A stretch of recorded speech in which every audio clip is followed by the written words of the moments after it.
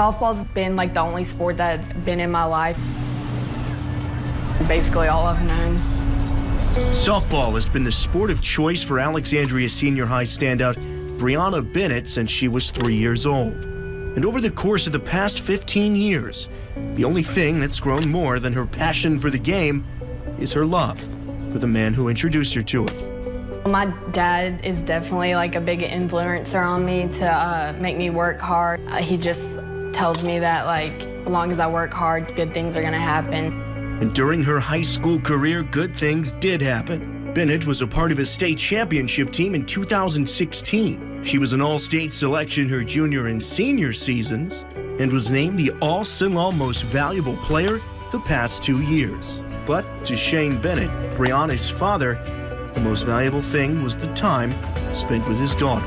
Being able to leave on a Friday afternoon and come home on a Sunday night, 11, 12, 1 o'clock in the morning, and get to spend that whole weekend with her, 4 or 5 hour drive that she's there with you talking, not just about softball, but about other things, life in general, it just getting that father-daughter bond, so that was great.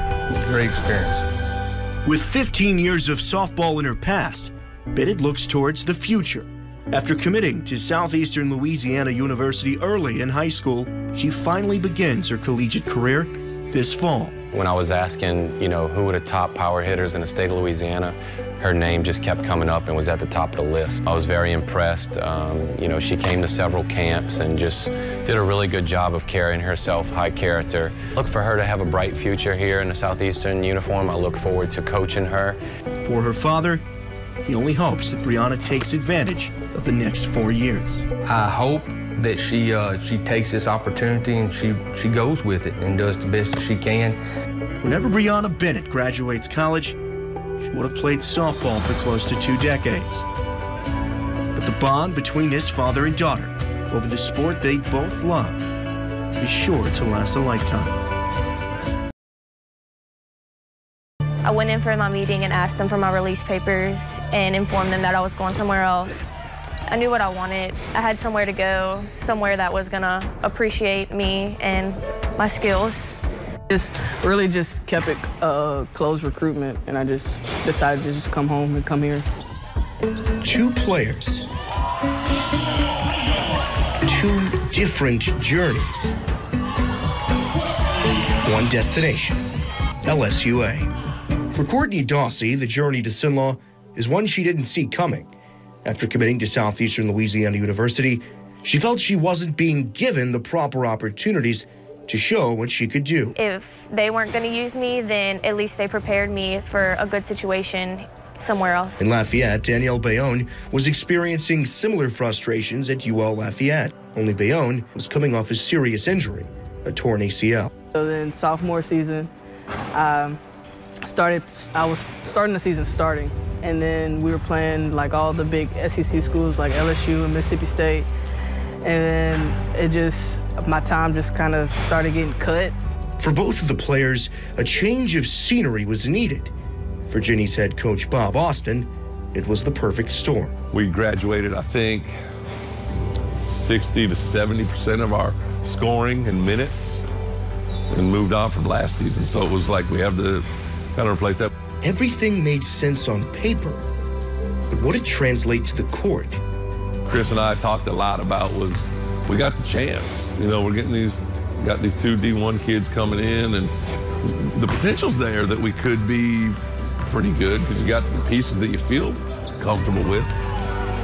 But when they get out on the floor and start playing in games, we'll have to kind of see how it does. The Ginnies had the best season in program history, breaking the record for total wins and carrying a top 25 ranking for most of the season.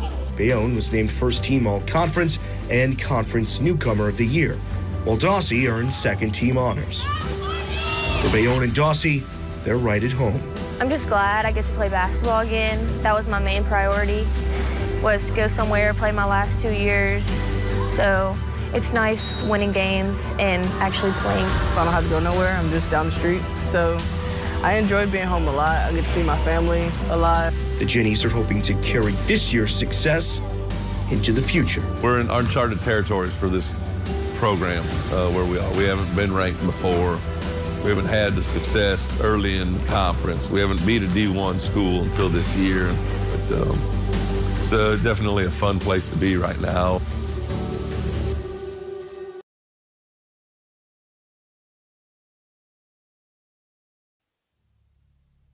I wouldn't watch football, wouldn't watch film.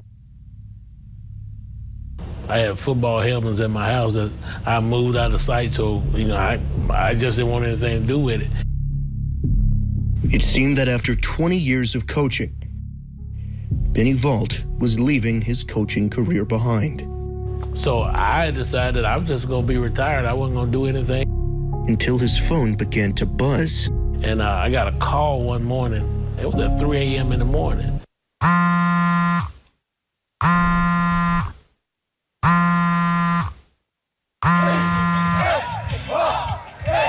And he said, brother, God told me to tell you to take that job. Let's go, Block, let's go, let's go, let's go.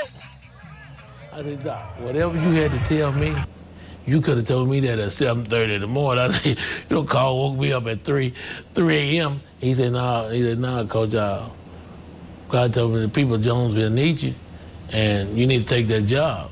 A job Vault once held for 15 years. Initially, he wasn't sure if his return was the appropriate path, but the man on the other end of the phone was sure of it. And I had been praying, you know, asking God, you know, God said he was going to restore some things. It was an eye moment for me to pick up the phone by 2:30 in the morning, I think it was, 3 o'clock, some of that nature. Coach answered the phone on the first ring. I was praying and I just felt prompted. I heard the Lord say that I need my servant Benny back at Block. I said, you sure? You sure? I said, I'm not interested in coaching. And I said, Coach, the Lord just keep on telling me that you're going back to Block. He prayed with me, so when he prayed, he revealed some stuff that I know he didn't know. Some of those things included the struggle he's had dealing with the loss of his late wife. Then Doc asked a simple question. What would LaDonna, his late wife, want him to do? She was crazy about Block High School. She bled the Columbia blue and red, so I said, well, you put it like that, I said, well, I'll think about it. Line down there, line always down there. And here we are. Vault is in his second stint as the Bears head coach. For Vault, the decision to return has been less about football and more about having an impact in the Jonesville community. Come on, guys, let's go, let's go. Hey, quit spread off the ball. Coach Vault he's a community man, and every community needs a community man. You know, I'm glad I came back. I think I came back for just more than football. Now, I can see it being promising here, you know, back by next year. And so we just gonna keep working. You know, we got new kids. Dear God. Pastor, go through a life.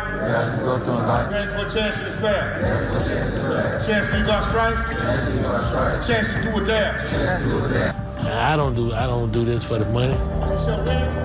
And I'm doing it because I love this community, I love these kids. For Benny Vault, his homecoming is about more than just the game he loves.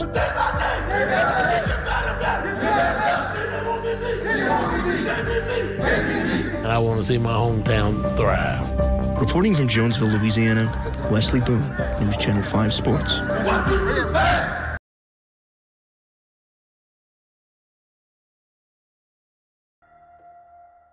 Basically, we play good off each other because he know my weaknesses, I know his, so he'll know what spot I've been before I even get there.